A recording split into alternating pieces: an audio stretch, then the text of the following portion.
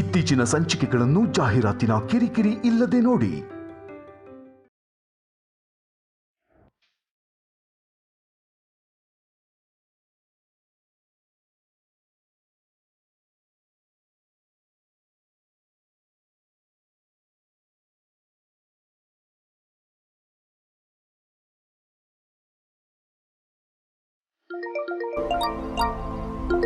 Hello hello, ಅನು ಅವರೇ ಹೊರಟ್ರಾ? ಎಲ್ಲಿಗೆ? ನಾನು ನಿಮಗೋಸ್ಕರ ಕಾಯ್ತಾ ಇದ್ದೀನಿ. ನಾನು ನಿಮ್ಮ ಜೊತೆ ಮಾತಾಡಬೇಕು. ಅಲ್ಲಿ ಮನೇಲಿ ನಿಮ್ಮ ಜೊತೆ ಮಾತಾಡೋಕ್ಕಾಗಲ್ಲ, ನೀವು ನನ್ನ ಅವಾಯ್ಡ್ ಮಾಡ್ತೀರಾ, ಅದಕ್ಕೆ ನಿಮ್ಮನ್ನು ಹುಡ್ಕೊಂಡ್ ಬಂದೆ. ನಾನು ನೀವು ಇಬ್ಬರೇ ಮಾತಾಡಬೇಕು. ನಾನಿಲ್ಲಿ ಹೈವೇಲಿ ಕಾಯ್ತಾ ಇದ್ದೀನಿ. ಎಷ್ಟೊತ್ತಾಗುತ್ತೆ ನೀವು ಬರೋದು? ರೀ, ಯಾಕ್ರಿ ನನ್ಗೆ ಇಷ್ಟೊಂದು ಟಾರ್ಚರ್ ಕೊಡ್ತೀರಾ? ಯಾವಾಗ ನೋಡಿದ್ರೆ ಏನಾದ್ರೂ ಒಂದು ಮುಖ್ಯವಾದ ವಿಷಯ ಮಾತಾಡ್ಬೇಕು ಅಂತ ನಾನು ಹಿಂದೆನೇ ಬೀಳ್ತಿರಲ್ಲ. ನೋಡಿ, ನನಗೆ ನಂದಾದಂತ ಸಮಸ್ಯೆಗಳಿದೆ. ನನಗೂ ನಿಮ್ಗೂ ಯಾವ ಸಂಬಂಧನೂ ಇಲ್ಲ. ನಿಮ್ಮನ್ನ ನೋಡ್ಕೊಳ್ಳೋದಕ್ಕೆ ನಿಮ್ ಕುಟುಂಬ ಇದ್ದಾರೆ. ನಿಮ್ಗೆ ಏನೇ ಆದ್ರೂ ಅವ್ರು ಸಹಾಯ ಮಾಡ್ತಾರೆ. ದಯವಿಟ್ಟು ನನ್ನ ಪಾಡಿ.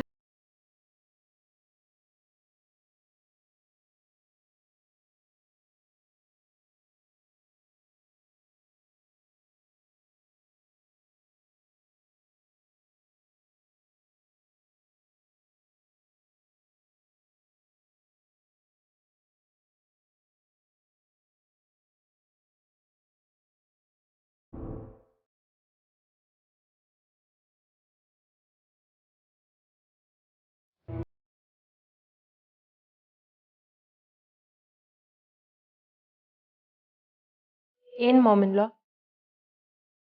ಪ್ರಿಯಾ ಅವರು ಕಾಲ್ ಪಿಕ್ ಮಾಡ್ತಿಲ್ವಾ? ಅವ್ರಾಗೆ ಮಾಡ್ಲಿ ಅಂತಂದ್ರಿ ಮತ್ತೆ? ಇಷ್ಟೊತ್ತಾದ್ರೂ ಏನು ಸುದ್ದಿನೇ ಇಲ್ವಲ್ಲ. ಅಲ್ಲಿ ಹೋಗಿ ತಲುಪದ್ನಾ ಇಲ್ವಾ ಏನೂ ಗೊತ್ತಿಲ್ಲ, ಅದಕ್ಕೆ ಮಾಡಿದೆ. ನಂಗೆ ಯಾಕೋ ಅವ್ರ ಮನೆಯವ್ರಿಗಿಂತ ಸಂಜು ಅವ್ರ ಮೇಲೆ ನಿಮ್ಗೆ ಕಾಳಜಿ ಜಾಸ್ತಿ ಅನ್ಸುತ್ತೆ ಮಾಮಿನ್ಲೋ. ನಾನೇನ್ ತಪ್ಪಾಗಿ ಹೇಳಲಿಲ್ಲ, ಒಳ್ಳೇದೇ ಹೇಳ್ದೆ ಅಲ್ವಾ? ಕಾಳಜಿ ಒಳ್ಳೇದೆ, ಆದ್ರೆ ಅದು ಮ್ಯೂಚುವಲ್ ಆಗಿರ್ಬೇಕಷ್ಟೆ. ಒಬ್ರು ಮಾತ್ರ ಕಾಳಜಿ ತೋರಿಸಿದ್ರೆ ಅದಿಬ್ರಿಗೂ ಹಿಂಸೆ ಆಗುತ್ತೆ ಅಲ್ವಾ? ಯಾಕೇನೇನೋ ಮಾತಾಡ್ತೀಯ ಮಾನ್ಸಿ? ನನಗೆ ಅವ್ರು ಇಲ್ಲಿ ಬಂದಾಗ್ಲಿಂದ ಏನೋ ಡೌಟ್ ಮಾಮಿನ್ಲೋ. ಐ ಮೀನ್ ಪ್ರಿಯದರ್ಶಿನಿ ಅವ್ರ ಮೇಲೆ. ಏನಾದರೂ ಹೇಳಿದ್ರೆ ನೀವು ನನಗೆ ಬೈತೀರಾ. ಏನ್ ಡೌಟು ನಿಂಗೆ? ಆರಾಧನ ನೋಡಿದ್ರೆ ತನ್ನ ಗಂಡಂಗೆ ವಿಶ್ವಾಸ ಅನ್ನೋ ಹೆಸರು ಬಿಟ್ರೆ ಬೇರೆ ಯಾವ ಹೆಸರು ಇಲ್ಲ ಅಂತಾರೆ. ಆದ್ರೆ ಈ ಪ್ರಿಯಾ ಅವ್ರು ನೋಡಿದ್ರೆ ಅವ್ರನ್ನ ಸಂಜು ಅಂತ ಕರೀತಾರೆ. ಇದ್ರಲ್ಲಿ ಏನೋ ಬ್ಲಂಡರ್ ಇದೆ ಮಾಮಿಲ್ಲ. ಆಮೇಲೆ ಇನ್ನೊಂದು ವಿಷಯ, ನೀವು ನನ್ನ ಜೊತೆ ಎಷ್ಟೋ ಸಲ ಜಗಳ ಆಡಿದ್ದೀರಾ. ಆದ್ರೂ ಊಟಕ್ಕೆ ಕೂತ್ಕೋಬೇಕಾದ್ರೆ, ಹೊರಗಡೆ ಹೋಗ್ಬೇಕಾದ್ರೆ ಅಷ್ಟೇ ಯಾಕೆ ಸುಮ್ಮನೆ ಇದ್ರೂ ಕರೆದು ಮಾತಾಡಿಸ್ತೀರಾ ಅಲ್ವಾ ಮಾಮಿನ್ಲೋ? ಆದರೆ ನೀವು ಒಂದು ವಿಚಾರನ ಗಮನಿಸಿದ್ರಾ? ಅವ್ರ ಸೊಸೆ ಬಂದಿದ್ದಾರೆ ಅಂದ ಕೂಡಲೇ ಅವಳನ್ನ ಅವಾಯ್ಡ್ ಮಾಡೋದಕ್ಕೆ ಸ್ಟಾರ್ಟ್ ಮಾಡಿದ್ರು.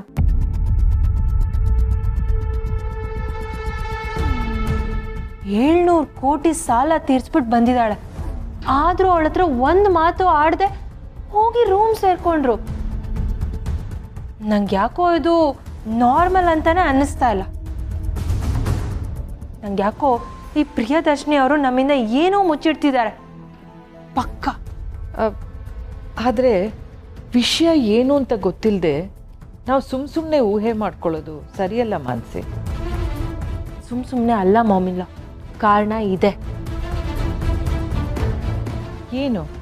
ಅವ್ರ ಮಗಂಗೆ 700 ಕೋಟಿ ಸಾಲ ಇರಲಿಲ್ವಾ?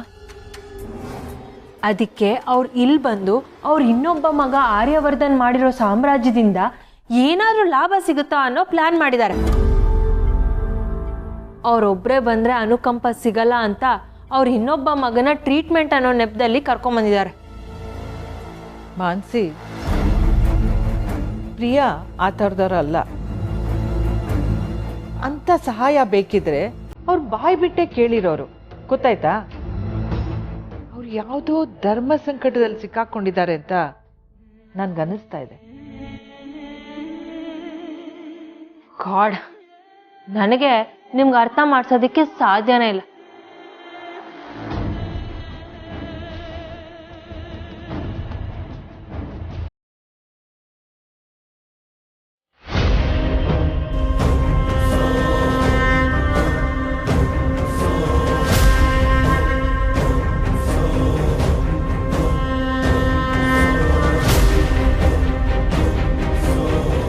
ಅಮ್ಮವ್ರೆ.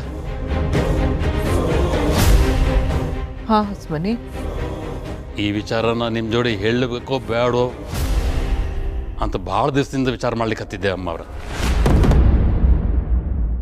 ಏನ್ ಹೊಸ್ಮನಿ? ಅದು ಆ ಸಾಹೇಬ್ರು ಅದೇ ಸಂಜು ಅವರು ಇದ್ದಕ್ಕಿದ್ದ ಹಂಗೆ ಆ ಕೋಲಿಗೆ ಹೋದ್ರಿ. ಅದೇ ದೊಡ್ಡ ಯಜಮಾನ್ರ ಕೋಲಿಗೆ.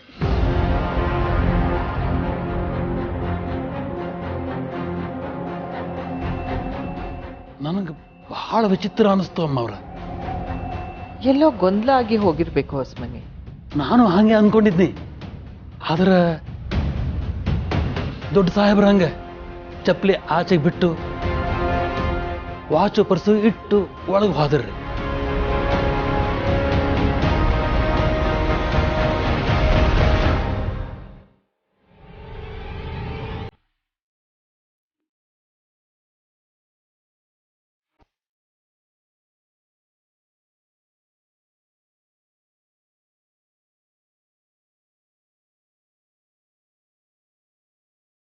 ಹರ್ಷ ಸರ್. ಏನ್ರೆ ಇಲ್ಲೇನ್ ಮಾಡ್ತಿದ್ಯಾ? ಯಾರೇನು ಇಲ್ಲಿಗೆ ಬರಕ್ ಹೇಳಿದ್ದು? ನನ್ನನ್ನು ಏಕವಚನದಲ್ಲಿ ಕರೆಯುವಷ್ಟು ನಿಮ್ಮ ಮನೇಲಿ ಯಾರು ದೊಡ್ಡವರಿಲ್ಲ ಕಣೋ. ನಿಮ್ಮನ್ನು ನೋಡೋಕ್ಕಾಗ್ತಿದ್ದೀನಿ ಹರ್ಷ ಸರ್. ನನ್ನ ನೋಡೋಂಥ ವಿಷಯ ಏನಿದೆ? ಎಲ್ಲ ಮುಗೀತಲ್ವಾ? ಅಲ್ಲ ಮೀರಾಜಿ, ನೀರೇನಂದ್ಲು? ಮತ್ತೆ ನನ್ನನ್ನು ಆಫೀಸಿಗೆ ಬರ್ತೀರಾ ಅಂತ ಕೇಳಿದ್ರು. ಆಫೀಸಿಗೆ ಬಂದರೆ ಅವ್ರಿಗೆ ಅನುಕೂಲ ಆಗತ್ತಂತೆ. ನಾನೇನು ದೊಡ್ಡ ಕೆಲಸಗಾರ ಅಂತ ಹೇಳ್ತಿಲ್ಲ ಸರ್. ನನಗೂ ಆಫೀಸ್ಗೆ ಬರೋಕ್ಕೆ ಇಷ್ಟ. ಜೀವನ ಪೂರ್ತಿ ಮಾಡಿದ ಕೆಲಸನ ಬಿಟ್ಟು ಹಾಗೆ ಕೂರೋದು ಕಷ್ಟ ಅಲ್ವಾ ಸರ್? ಅದಕ್ಕೆ ನಿಮ್ಮನ್ನು ಮತ್ತು ಅಮ್ಮನ್ನ ನೋಡಿ ಮಾತಾಡಿಸಿ ಪರ್ಮಿಷನ್ ತೊಗೊಂಡೋಗೋಣ ಅಂತ ಬಂದೆ. ಅಮ್ಮನೋ ಕೇಳು. ಅಮ್ಮ ಏನಂತಾರೋ ಅದೇ ಫೈನಲ್. ಸರಿ ಸರ್.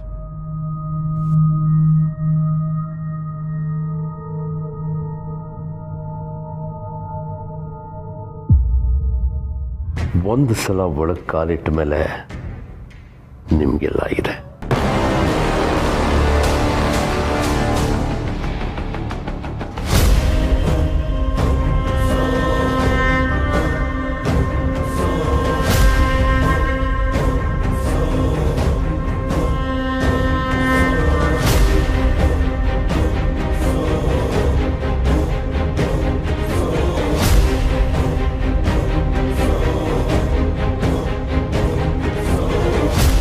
ಇವ್ರು ಇಲ್ಲೇನ್ ಮಾಡ್ತಿದ್ದಾರೆ?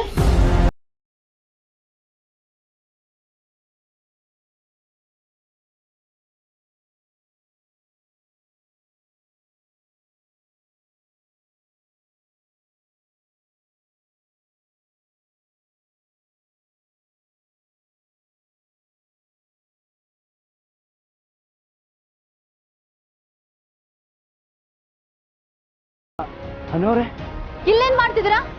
ಏನಾಗಿದೆ ನಿಮ್ಗೆ? ಸ್ವಲ್ಪ ಹೆಚ್ಚು ಕಮ್ಮಿ ಆದ್ರೂ ಯಾರು ಉತ್ತರ ಕೊಡೋರು? ಯಾರು ಉತ್ತರ ಕೊಡೋರು? ನಿಮ್ಮನ್ನೇ ಕೇಳ್ತಿರೋದು. ಸಂಜು ಅವರೇ ಉತ್ತರ ಕೊಡಿ. ಈಗ್ಲೇ ಆಗಿರೋದ್ ಸಾಕು. ಇಲ್ಲಿ ಏನ್ ಮಾಡೋದಕ್ ಬಂದಿದ್ದೀರಾ?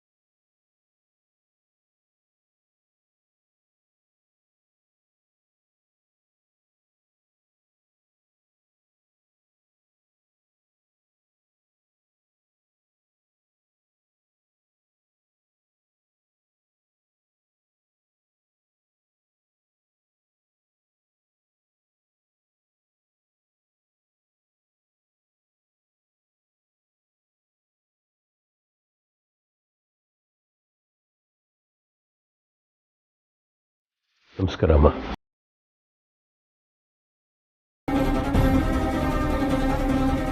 ಅರ್ಥ ಆಗತ್ತಮ್ಮ, ನಿಮಗೆ ನನ್ನ ಮೇಲೆ ಕೋಪ ಇದೆ ಅಂತ.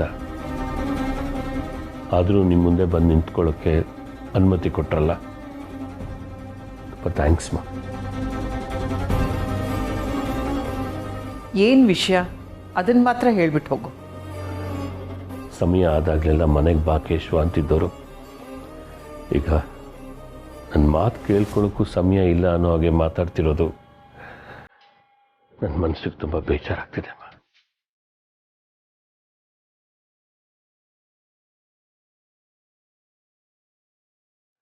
ಇಲ್ಲಿ ನಾನು ಮತ್ತೆ ವಾಪಸ್ ಆಫೀಸಿಗೆ ಬರಬೇಕು ಅಂತ ಮೀರಾಜಿ ಕಡೆಯವರಿಂದ ಒತ್ತಡ ಇದೆ.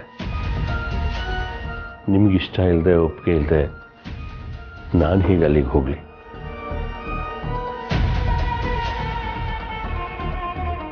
ಅವ್ರು ಕೇಳ್ಕೊಂಡಾಗ ಸರಿ ಅಂತಂದೆ, ಹೌದು.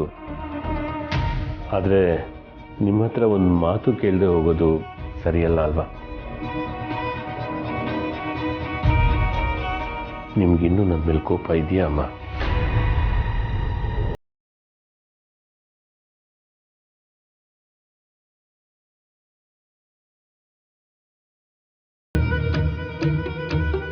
ಅರ್ಥ ಆಗುತ್ತಮ್ಮ.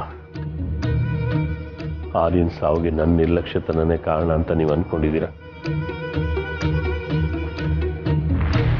ನಿಜ ಹೇಳ್ತೀನಮ್ಮ,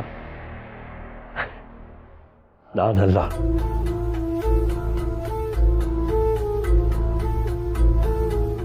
ನಿಜ ಹೇಳ್ತಿದ್ದೀನಮ್ಮ. ನನಗೂ ಅವನನ್ನು ಕಳ್ಕೊಂಡು ನನಗೆ ಈ ಭೂಮಿ ಮೇಲೆ ಇರೋಕೆ ಇಷ್ಟ ಆಗ್ತಿಲ್ಲ. ನಾನು ಖುಷಿಯಾಗಿಲ್ಲ. ಕಳ್ಕೊಂಡರಲ್ಲಿ ನಾನು ಒಬ್ಬ. ನಿಮ್ಮ ನೋವು ನನಗೆ ಅರ್ಥ ಆಗತ್ತೆ. ಆದರೆ ನಿಮ್ಮ ನೋವಿಗೆ ಕಾರಣ ನಾನಲ್ಲ ಅಮ್ಮ. ಈಗಲೂ ನನ್ನ ಅವಶ್ಯಕತೆ ಇಲ್ಲ ಅಂದಿದ್ರೆ ನಾನು ಈ ಕಡೆ ಬರ್ತಿರ್ಲಿಲ್ಲ. ಆಫೀಸಲ್ಲಿ ಎಷ್ಟೋ ವ್ಯವಹಾರಗಳು ಪೇಪರ್ನಲ್ಲಿದ್ದರೆ ಇನ್ನೊಂದಷ್ಟು ವಿಷಯಗಳು ಪರ್ಸನಲ್ ಡೀಲಿಂಗ್ಸ್ನಲ್ಲಿವೆ. ಹಾಗೇನೋ ನಾನು ಆರ್ಯನ್ ಜೊತೆಲೇ ಇದ್ದೆ. ಈಗ ಅವನೂ ಇಲ್ಲ, ನಾನು ಇಲ್ಲ ಅಂತಂದರೆ ಆಫೀಸಲ್ಲಿ ತೊಂದರೆ ಆಗತ್ತೆ. ಅದಕ್ಕೆ ಮೀರಾಜಿಯವ್ರು ಕರೆದಾಗ ಇಲ್ಲ ಅಂತ ಹೇಳಕ್ಕೆ ಗೊತ್ತಾಗದೆ ನಾನು ಇಲ್ಲಿ ಬಂದು ನಿಂತಿದ್ದೀನಿ.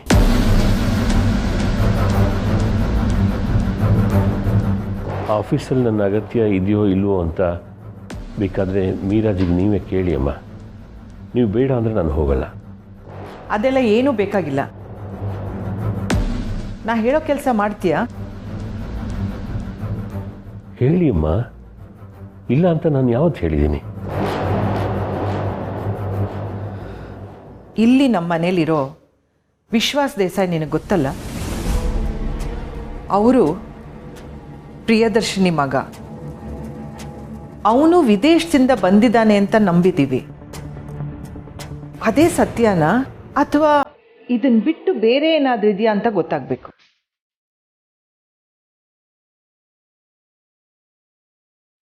ಖಂಡಿತ ಅಮ್ಮ. ಶಬಾಷ್, ಕಳ್ಳನ ಕೈಗೆ ಖಜಾನೆ ಕೀ ಕೊಟ್ರಲ್ಲ ಮಾಮಿನ್ ಲಾ.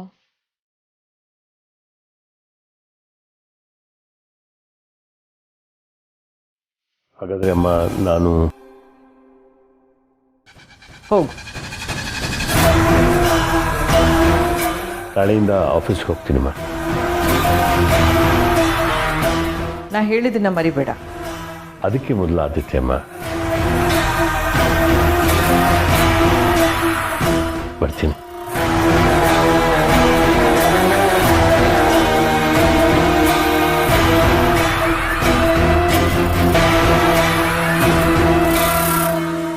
ಶಾರದಮ್ಮನವ್ರ ತಲೆಗೆ ಏನೋ ಹುಳ ಹೋಗಿದೆ ಅಂತಾಯ್ತು. ಇಲ್ಲಿರೋ ವಿಶ್ವಾಸ್ ದೇಸಾಯಿನೇ ಆರ್ಯ ಅನ್ನೋ ಸತ್ಯ ಯಾವುದೇ ಕಾರಣಕ್ಕೂ ಹೊರಗೆ ಬರಬಾರ್ದು. ಆ ಸತ್ಯನ ಈ ಮನೆಯವರೆಲ್ಲ ತಿಳ್ಕೊಂಡು ಅವನನ್ನು ಮತ್ತೆ ಮೊದಲಿನ ಹಾಗೆ ತಮ್ಮ ಕಡೆ ಸೇರಿಸ್ಕೊಳ್ಳೋದಕ್ಕಿಂತ ಮೊದಲು ನಾನೇನಾದರೂ ಮಾಡ್ತೀನಿ.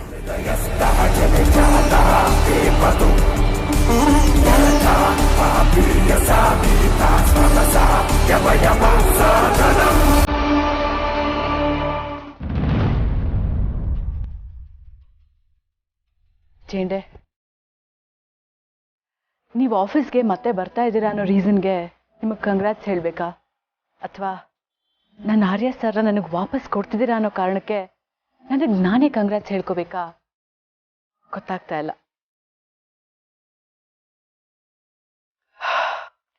But whatever I do ಚೇಂಡೆ, ನನ್ನ ಮೈಂಡಲ್ಲಿ ಕಾನ್ಸ್ಟೆಂಟ್ ಆಗಿ ಓಡ್ತಾ ಇರೋಂಥ ಒಂದೇ ಒಂದು ವಿಚಾರ ಅಂದರೆ ಆರ್ಯ ಸರ್ ಬದುಕಿದ್ದಾರೆ ಅನ್ನೋದು ಅಷ್ಟೇ. ನನಗೂ ಅಷ್ಟೆ. ಸೊ ನೀವು ಆಫೀಸಿಗೆ ಮತ್ತೆ ಬರೋದಕ್ಕೆ ಅಪಾಯಿಂಟ್ಮೆಂಟ್ ಲೆಟರ್ನ ರೆಡಿ ಮಾಡೋದಾ ಚೇಂಡೆ? ನನಗೆ ಯಾವ ಸೀಮೆ ಅಪಾಯಿಂಟ್ಮೆಂಟ್ ಲೆಟ್ರ್ ಮೀರಾಜಿ. ನಾ ಹೋಗು ಅಂದರೆ ಹೋಗ್ತೀನಿ, ಬಾ ಅಂದರೆ ಬರ್ತೀನಿ. ರಾಂಗ್ ಜೇಂಡೆ, ನಿಮಗೆ ಹೋಗ್ಬೇಕು ಅಂತ ಅನ್ಸ್ದಾಗ ಹೋಗ್ತೀರಾ, ಬರಬೇಕು ಅಂತ ಅನ್ಸ್ದಾಗ ಬಂದೇ ಬರ್ತೀರಾ. ಅಯ್ಯೋ, ಅಷ್ಟು ದೊಡ್ಡ ವ್ಯಕ್ತಿ ಅಲ್ಲ ನಾನು ಮೀರಾಜಿ. ಮತ್ತೆ ಮೀರಾಜಿ, ಇನ್ನೊಂದು ಮುಖ್ಯವಾದ ವಿಷಯ, ಆ ಮನೇಲಿರೋರು ಯಾರಿಗೂ ಆರ್ಯ ಸರ್ ಸುಳಿವು ಸಿಗಬಾರ್ದು. ಇಲ್ಲಾಂದ್ರೆ ಅವರು ನಮ್ಮ ಪಾಲಿನ ಆರ್ಯ ಸರ್ ಆಗೋಕೆ ಯಾವತ್ತೂ ಸಾಧ್ಯ ಇಲ್ಲ. ಐ ಮೀನ್, ಆರ್ಯ ಸರ್ ನಿಮ್ಮವ್ರು ಆಗೋಕ್ಕೂ ಸಾಧ್ಯ ಇಲ್ಲ. ಚೇಂಡೆ, ನನಗೆ ನಮ್ಮ ಆರ್ಯ ಸರ್ ಚೆನ್ನಾಗಿರೋದು ಅಷ್ಟೇ ಮುಖ್ಯ. ನನ್ನ ಪ್ರೀತಿ ವಿಷಯದಲ್ಲಿ ನಾನು ಉಳಿದಿದ್ದೆಲ್ಲ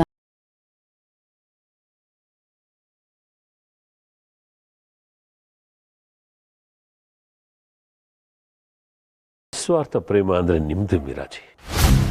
ಗುಡ್. ಅವ್ರು ಚೆನ್ನಾಗಿರ್ಬೇಕು ಅಂತಂದ್ರೆ ಆ ಮನೆಯವ್ರ ಕೈಗೊಂಬೆ ಆಗೋದನ್ನ ತಪ್ಪಿಸ್ಬೇಕು. ನನ್ನ ಜೊತೆ ನೀವು ಇರಿ ಮೀರಾಜಿ. ನಾನು, ನೀವು, ಆರ್ಯ ಸರ್ ಮೊದಲಾಗೆ ಇರ್ಬೋದು. ಅದೇ ಕೆಲಸ, ಉತ್ಸಾಹ, ನಿಮ್ಮ ಮಂತ್ಲಿ ಮೀಟು ಎಲ್ಲನೂ ಮೊದಲಾಗೆ ಮಾಡ್ಬೋದು. ಚೇಂಡೆ, ಮೊದಲು ಆರ್ಯ ಸರ್ ಕಣ್ಮುಂದೆ ಬರಲಿ. ನೀವು ಆರ್ಯ ಸರ್ ಇದ್ದಾರೆ ಅಂತ ಹೇಳ್ತಾ ಇದ್ದಾರೆ ಹೊರತು ಅವ್ರನ್ನ ಇದುವರೆಗೂ ನನಗೆ ತೋರಿಸೇ ಇಲ್ಲ. ಅಂದರೆ ನನ್ನ ಮೇಲೆ ನಿಮ್ಗೆ ಡೌಟಾ ಮೀರಾಜಿ? ಹೇಳಿ. ಡೌಟ್ ಅಲ್ಲ ಜೇಂಡೆ, it's kind of an insecurity. ಹೇಗೆ ನಂಬಲಿ? ಆರ್ಯ ಸರ್ ಬಂದೇ ಬರ್ತಾರೆ ಅನ್ನೋದಷ್ಟೇ ನನ್ನಿಂದ ಈಗ ಹೇಳೋಕೆ ಸಾಧ್ಯ. ಇದನ್ನ ನಂಬೇಕಾಗಿರೋದು ನಿಮ್ಮ ಕರ್ತವ್ಯ. ನಂಬಿ.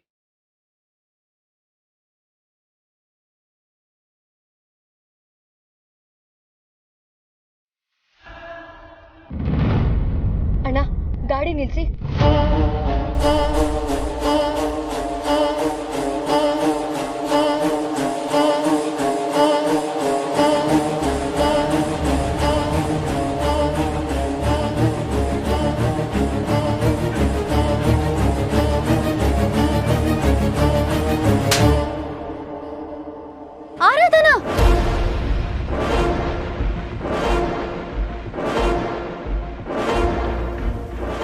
ನೀನು ಮಾಡ್ತಿರೋ ತಪ್ಪು ಅಂತ ಇನ್ನೊಬ್ಬರಿಂದ ಹೇಳಿಸ್ಕೋಬೇಕಾ ನೀನು?